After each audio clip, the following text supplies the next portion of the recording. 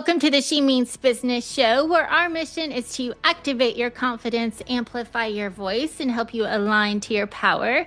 Today, I am so honored to have on such a special guest. We have on the amazing Kenzi Lewis, and I can't wait to tell you more about her. But welcome, Kenzi. Hey Ashley, thanks for having me. I'm so glad to be here. I am so honored, and we're all about putting women in the spotlight here. So I want to make sure I read your bio so I don't leave out anything that's so important in highlighting the things that you're doing. But here we go. Kenzi Lewis grew up in Hodgenville, Kentucky, and her musical journey began early, performing in a band in bars across Kentucky at just 5 years old. At age 15, she auditioned for American Idol, earning a golden ticket and advancing to the group rounds in Hollywood. Determined to chase her dreams, Kenzi moved to Nashville at 18. As a survivor of domestic violence, her personal experiences have not only shaped her music, but also fueled her mission to connect and support those facing similar challenges. Her first single, You Got It Girl, hit #1 on the iTunes chart, and her latest release, All About You, confronts the realities of narcissism. While her upcoming single, Two Can Play, releasing Friday, April 24th, delivers an unapologetic message of empowerment and taking your power back. Kenzi was also recently featured as the cover of Music Scene magazine and a top 40 artists to watch in 2026. Thank you for being here. Yes, thank you for having me, Ashley. You're amazing. Oh my goodness. Well, I know you have an incredible story that is going to impact so many people. And I'm so grateful that I get to be or hold this space as a platform to hear your story and to hold that space for you. So take us to the beginning on where Kenzie started and how she got to where she is today. So it really all started when I was around, I would say two. So when I was really young, like 9 months old, my mom went through domestic violence with my biological father. She left him and she got with my stepdad. So when I was two, my mom and stepdad got married and I actually sang at their wedding. There's like a cute little video somewhere of me singing I Love You by Barney. So that's where like probably like the first stage that I started on. But I really, really started singing and traveling around the age of 5 or 6 with my bio dad's band. He was in a band and he would get me on stage. And at the time, I was cool. My mom did not like it, but he would get me on stage at bars and collect a tip fund for my college fund. And I never saw that money. It went towards other things, and so it didn't ever really go towards me, but that's fine because I kind of grew my love for music. At a young age, I never really felt like I had a voice. I started suffering from anxiety at a super young age because of what I went through at my bio father's house. I went through a lot of abuse. One specific memory I have when I went over there, which the reason I'm talking about all of this because it ties into the men that I've chose in my adulthood. But one specific memory I remember where I saw his eyes going black was I was telling my mom how I would get sick when I would go over there, and I never really told my mom what was going on. I was kind of always scared too. He would do nighttime prayers. He would lay on top of me with his pants undone. On top of that, my mom had sent me with a phone and she hid it at my stepdad that raised me, which I call him my dad. He actually ended up sewing, him and my mom sewed this phone into this stuffed animal. So that way I would have comfort to go because I told them, I'm like, I don't want to go. Like, I'm crying, I'm sick. They had to take me to the doctor. I was having stomach problems and they could not figure out what was wrong with me. And so, anyways, they sewed this phone into this stuffed animal, and I'll never forget. I went to my dad's house, and he found out that I had a phone in there, and he ended up tearing my stuffed animal apart. His eyes were like completely black. There was always powder all over the tables. I don't know if I'm allowed to mention certain drug use, but now that I've been an adult and I have experienced things, like I know what he was doing with the money that he collected, and I know where his time was spent. But I'll never forget the way his eyes looked, taking that phone away from me. He took the battery out, he threw it. He was just telling me that he wanted to kill my mom, like that, my mom was just this awful person. And I'll just really never forget that moment. Um, there's obviously other moments that I went through as, in my childhood that I recall of like him throwing my cat against the wall and like breaking my cat's, I think it was like my cat's hip. And for me, that was normal. That was normal to me. And the reason, really, again, that I'm even talking about all of this is just because it really sets the stage for me choosing the men that I chose, me going through what I've went through, and I'm sure a lot of people can relate. And I want people to not feel so alone. I always felt as though like I never had a voice, and that my voice was always kind of shrunk, and I wasn't really allowed to be who I wanted to be. And the only way that I had to express who I was really through my music, and that's really been the only way I've ever been able to communicate. So I eventually, the courts took me away from my dad's. I told my mom, what was going on, so the courts eventually took me away. And my stepdad, who's my dad, he adopted me, so my last name got changed to Lewis. Something that a lot of people don't know about me. I'm adopted. So I had a pretty good life for the rest of that, the rest of those years. I was really active in sports and I was really smart. I had like all A's and B's. I did well in school. I was also bullied a lot in school. I was very small. I've always been very small and I got bullied a lot for that. And I'm just different and I'm weird and people don't really get me. And so I would get home from school, tell mom that school was great, that I loved it. And I would go into the basement and I would sit and I learned guitar really young, probably like 6 years old, and I would start playing and I would write songs and write songs. And I've listened back to some of the songs I wrote when I was young, and they're concerning. They're like one of them's like "Don't cry, girl, it'll be through soon." I was a very emotional young girl with a lot of emotions and feelings that I didn't really know where to put them aside from music. I did American Idol, like I said, when I was 15, and I made it to Hollywood. So I went from being bullied in school and not really having friends to everyone wanting to be my friends. And all the guys then wanted to date me that I'd had crushes on before that used to make fun of me. So at a young age, I feel like it kind of affected me also with just my self-worth. I didn't really know, like, do these people really love me for me or do they love me because they think I'm going to be somebody? So that started at 15 and that kind of isolated me quite a bit. And when I turned 18, I actually moved to Nashville and from there, the whole journey of just being lost and kind of not knowing who I was took place. When I turned 18, I ended up actually trying to reconnect with my biological dad. I was very big on self-sabotaging, and I didn't agree with my mom on a lot of things. And so I reconnected with my dad. He actually said, "Hey, if you say that none of this stuff happened to you as a kid and you sign this, I'll write it up, you sign it, and I'll give you a car." And I was like, oh wow, well, my first car was this old Buick LeSabre. I saved up my money from my shows. I bought it. I mean, but the thing, like, it wasn't going to make it to Nashville and back all the time. So I was like, well, okay, I guess I'll sign it. Like, and of course, my dad was very manipulative, very narcissistic. And I was like, you know what? He loves me. He's changed. I'm going to sign it. Everything's going to be fine. Well, anyway, so I moved to Nashville and I get pregnant. So I had a little girl at 19 and I was so innocent, so young. And I thought that I kind of knew how to be a mom and I thought that I knew all these things, but really I didn't. I didn't know anything. And so I ended up being in a domestic violence relationship at 18, 19, and I left him around 20. And so that at that young of an age really affected me, I think, because I just wasn't mature yet. I mean, I was so innocent. And so obviously when I left him, me and my daughter went back to Kentucky. My mom and me, again, we just didn't get along.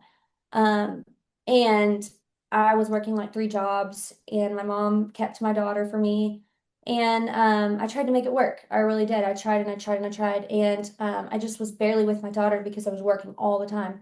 And then some things happen and my mom was telling me like, hey, like her dad can take her because he was on really hardcore drugs. And she was like, so we need to get an agreement in place to where you have half custody.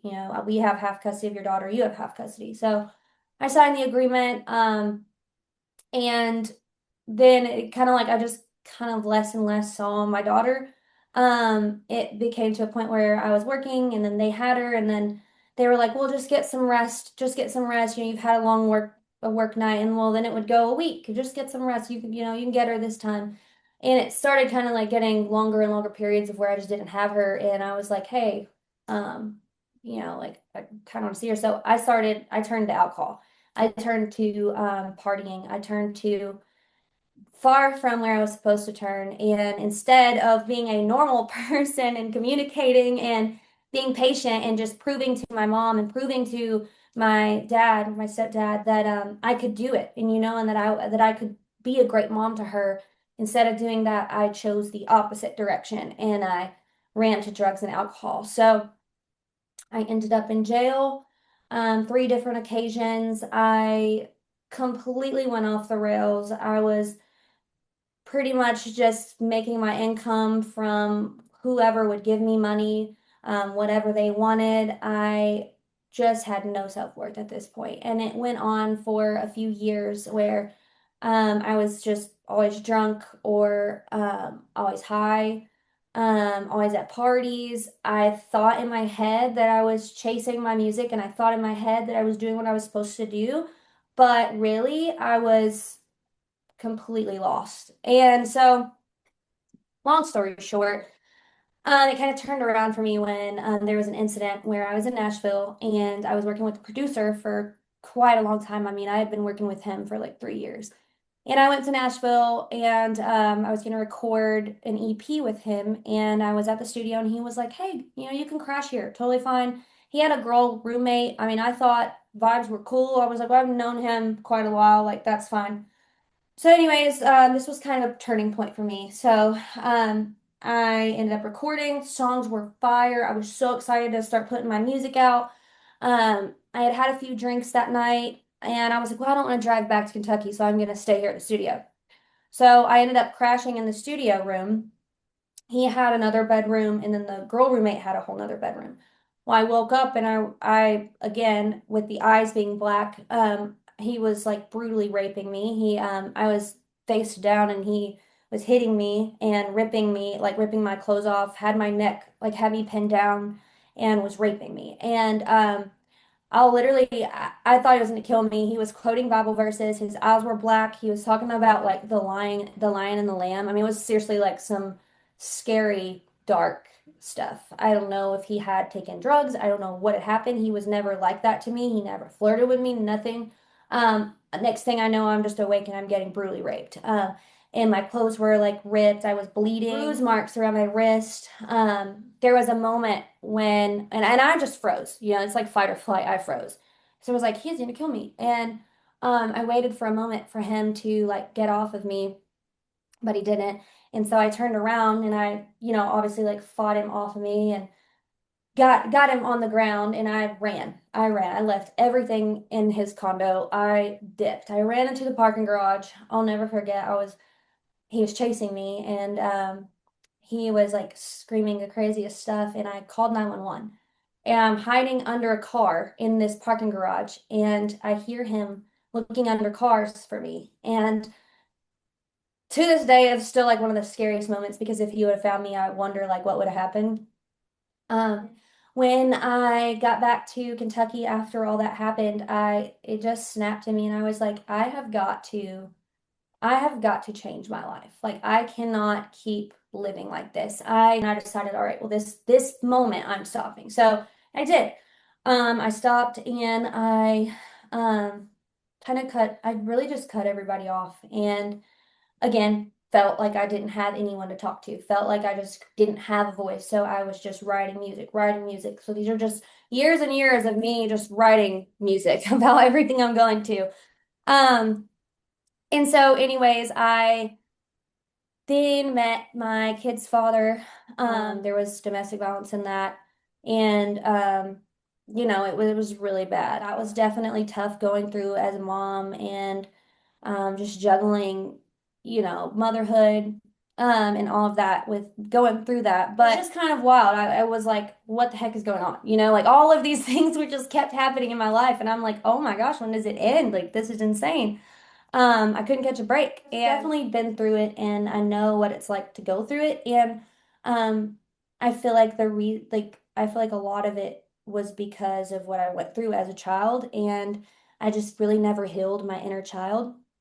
And then the time that I was single, I spent partying and doing drugs. So I feel like I never really actually had that time to heal. Oh, in the time that I had the boys and I was with their father, I did end up taking my mom to court and instead of doing it in a mature way, I will admit I did it in a very self-sabotaging way because my mom's probably the only person who does understand me. And my mom, honestly, probably is the only person in my life that, and my dad, Tom Daddy, that raised me, but they probably are the only people that like really do love me.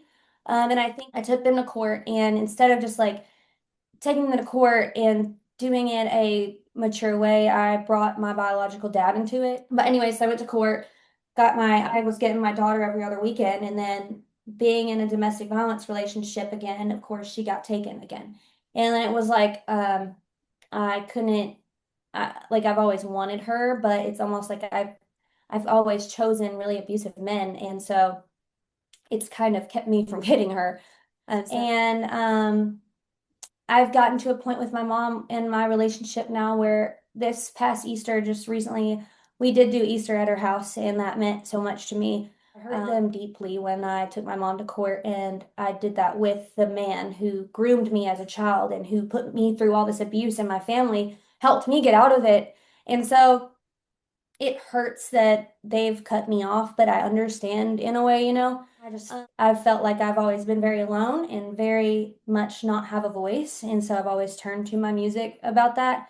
Um, and I just have thousands of songs that have came from places of loneliness and isolation. And um, but yeah, my communication's just been best through my songs. And Like a moment for your strength, for your resilience, for the obstacles that you had to endure and that you have overcome, and you've gotten to the other side, and you're doing such amazing work and choosing to turn your pain into purpose.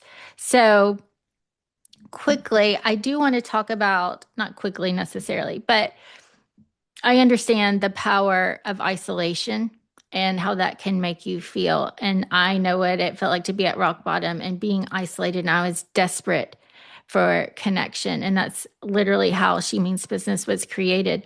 What did that look like for you? For anyone who might be listening that is isolated and doesn't know that first step to take, like what was that memory like for you where you actually felt that first like moment of connection again? it depends on the situation I've been in. Like I said, I've been in multiple relationships that have had domestic violence in them. And every time there is a pivotal moment. There is. And any woman I've talked to has a pivotal moment. And then there's been moments where I haven't had anyone and I've just had my music or I've just had social media and I've been able to just scroll and be inspired by other women that are getting out and other women that are speaking up and a voice for other women. And I think She Means Business is important as a collective of women because some still don't have a voice. Some still, are stuck in it and just scrolling and getting inspiration from people like us that have gotten out. Coming out of isolation and feeling a connection again is definitely weird. I'm still weird when it comes to connection. I'm scared to connect with people. I have a lot of trust issues. I have a lot of healing to do. And I want to throw out some statistics out there for anyone who might be listening that is either in this situation or has a loved one that is trying to get out. 1 in 3 women will experience physical violence from a partner in their lifetime, and over 20,000 phone calls flood domestic violence hotlines a day. So, with that being said, you have gone through so much pain, so many obstacles. You have gone to the other side, and I have had the honor of hearing your upcoming release, To Can Play, and your current release, All About You. And your heart and your soul comes out so much in everything that you do. Let's talk about All About You, which is currently out, because that really talks about some depths of narcissism. So, how tell us about the process of creating this song and what it means to you. Oh gosh. So I actually wrote this. I was in an insanely toxic relationship and um everything was just always about him. So I wrote it in a time when I was in something toxic. I was providing, I was doing everything, and I was still getting cheated on and still getting belittled and talked down to and treated like crap. And it was just my pivotal moment of like, what the F? Like, how am I, like, I'm writing about this. I can't take it anymore. So I literally, like, I went into the studio and I just pretty much freestyled it. I was so over it. And same with To Can Play.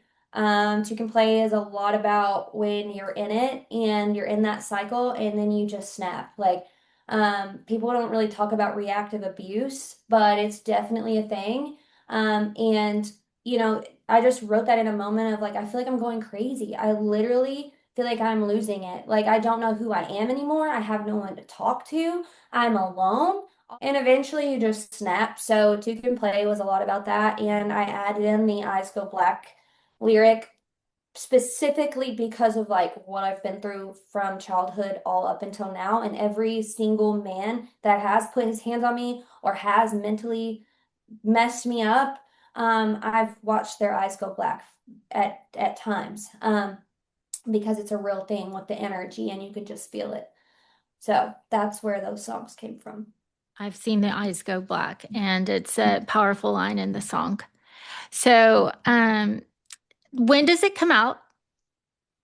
So Two Can Play comes out Friday, April 24th. And I'm actually so excited about the music video.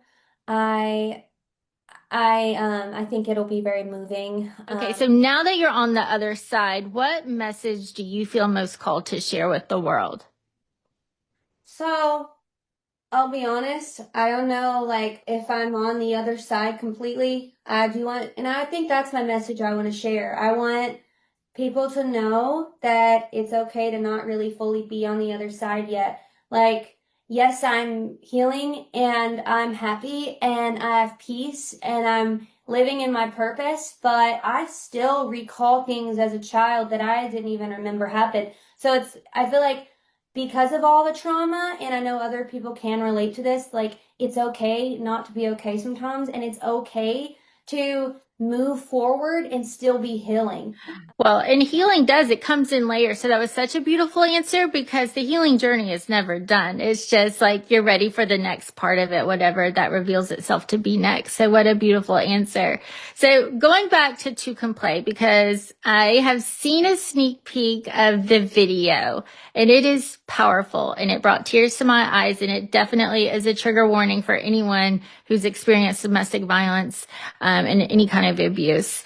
Tell us about making the video. What was that like? Because it's based on your story. Yes, so that's the craziest thing. I've had hundreds of messages. So if anyone knows me and has followed me long enough, they know that in this music video, I actually, like, my kid's dad's actually the one that's doing the acting.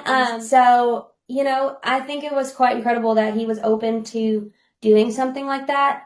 It was very triggering. But how more authentic and real can you get than to actually have the two characters in a music video that, that's what I actually went through. We're at a point now where we get along for the kids and we have a good relationship. It's a very powerful music video. It shows reactive abuse. It shows how Eventually, like some of us just snap if you don't leave. And so I'm really excited to be able to share it and to hopefully help others get through what they're going through. Well, it is definitely powerful, and I will make sure to link it in the comments of the episode. So I know that with your purpose and impact you're making regarding the messaging around domestic violence and empowerment overall, that you have some big dreams and goals that you would love to eventually get to. Can you share that? Yes. Oh my gosh, I would love to share that. So, my biggest goal, and the weirdest thing, I've had this goal since I was a kid. As a kid, because of what I went through, I always was like, one day I want to open a place. This was as a kid, this is how I thought. I thought, I want to open a place where kids can go and feel safe. And because I didn't never have that, and I didn't feel like I had that, and so I always went to music, and I felt very alone. So I always, as a kid, wanted to give kids a place to go, and I want someone there to talk to them, like a therapist. Because so I've always wanted to do that since I was a little kid. Well, when I was 18, my little cousin actually got murdered by his stepfather because of a domestic violence situation. His name was Tucker, and so my family started a One Tucker at a Time Foundation. And they actually did something with the law in Kentucky where CPS no longer has to call to warn parents that they're coming over. They can just show up, which I think is incredible because when I was young, CPS called my father and he then coached me and my brother about like, this is what you say to CPS. This is how you get by it. And I mean, the whole time I was being groomed and abused. So I think that's just incredible. And so obviously at a young age there, I was like, oh my goodness, like I want to do more of that. I want to open up shelters for women and kids. I want to have free therapy. I would love to do a partnership eventually with hotels or places where women and children can go.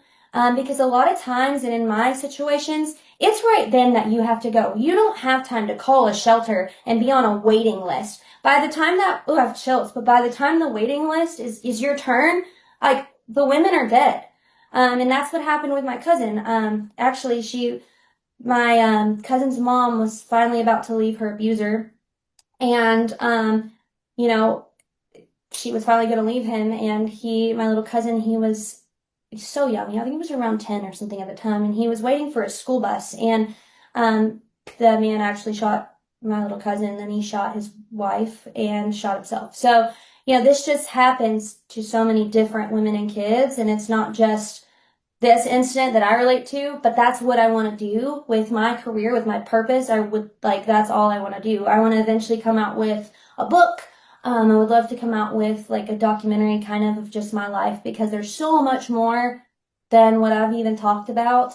And I feel like I've just genuinely been through everything: homelessness, sleeping in my car, no money, having to do whatever you can for money, drugs, alcohol, abuse. So, I mean, all of what I've been through, I would love to just pack it into a movie and be able to help people and just help them to know that they're not alone. So that's what I would love to do. And I would also love to be able to have a fund to where I could help give money and help buy clothes and help housing with these moms and these kids that need places to go.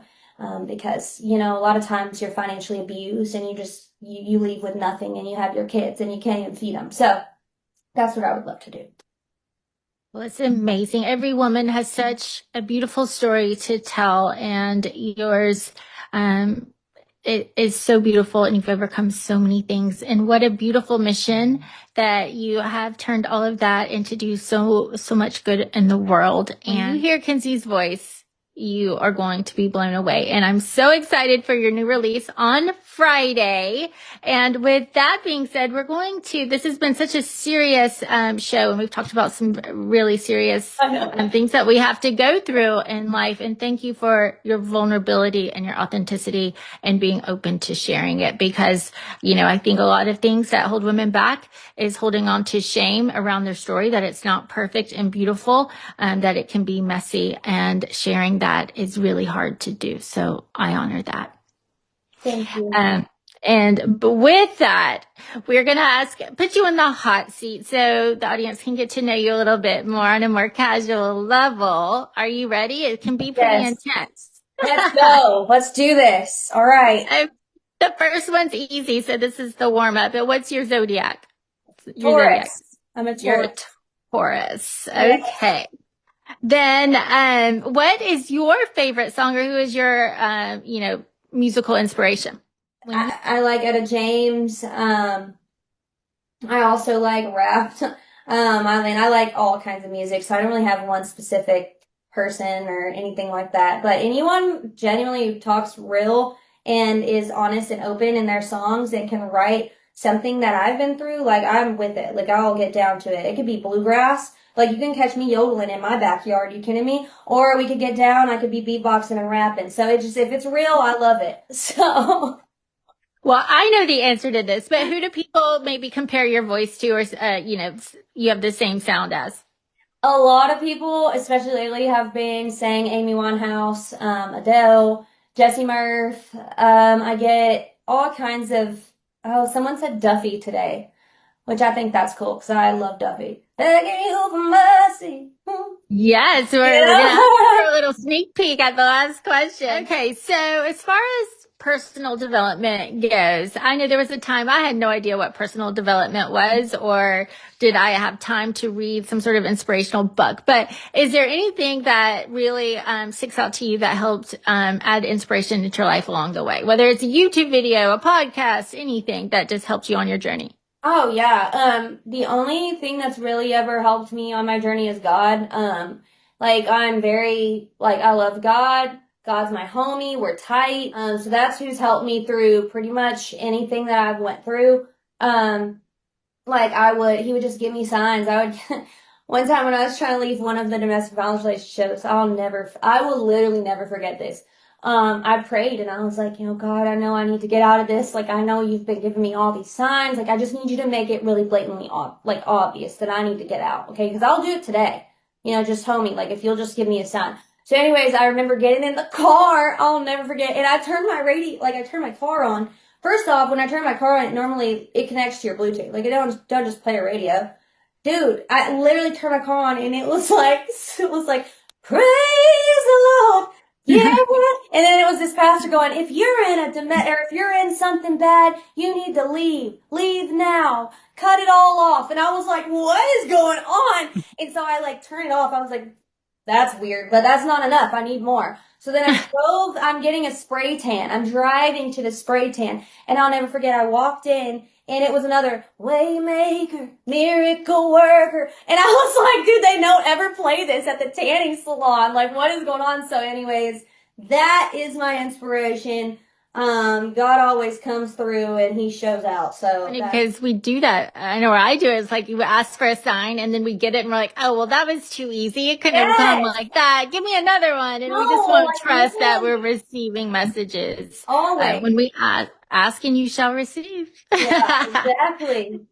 So give us a little sneak peek of Two Can Play or All About You, or pick a song just so the audience can hear your vibe and your soul and your beautiful voice. Oh, I love that. So the one coming out Friday. All right, here we go. Here is your patience, you take my location, control everything that I do. Toxic situation got me contemplating on really knows where you and I. So tired of being gaslit. I'm trying to shine a light, but you always find a way to dim it. Your eyes go black, that's when I know to run. I ain't going back this time. I ain't the one. I'm so cold. I'm tired of being done this way. This gets old, and I'm about to show you how to can play this game. So there's that one. And then after Two Can Play, we're releasing one called Good at It. And it's one of my favorites. It's just about when someone cheats on you and they're like, think they're like just awful. Like, you're not even a good cheater. What are you doing, So it's like, and it's beyond me, I know she ain't got charmy. Should've known that this would happen when it just so happens you ain't even good at it. You're gonna wish you were when I kick you to the curb. You can go and hide your lies under her mattress. It was easy digging up the dirt. Take it as a lesson learned. Go ahead and get your bags packing. I've had it. It's one thing to go and cheat, but hell, you could at least be good at it. Amazing. Yeah, there's a lot. So good. Well, how do we stay in touch with you? How can they follow you? Tell us all the things. Yes, so you guys can find me on anything just look at my name, Kenzi Lewis. I'm pretty much everywhere and pretty easy to find, so I'll see you there. So is there anything else that we've left out that you want to share today? If you are with somebody that shrinks your voice, or if you're in a situation where you feel alone, just know that you're not alone, that so many of us have been through it, and when you do leave and you get to the other side, I promise you it's way better. And just know that we love you, and you don't deserve that. We love you. And he's probably really ugly, so I just need to leave that now while you're ahead, so. Famous last words from the one and only and amazing Kenzi Lewis. Thank you for tuning into the She Means Business show. I know you have heard something that activated your confidence, amplified your voice, or helped you align to your power. See you next time.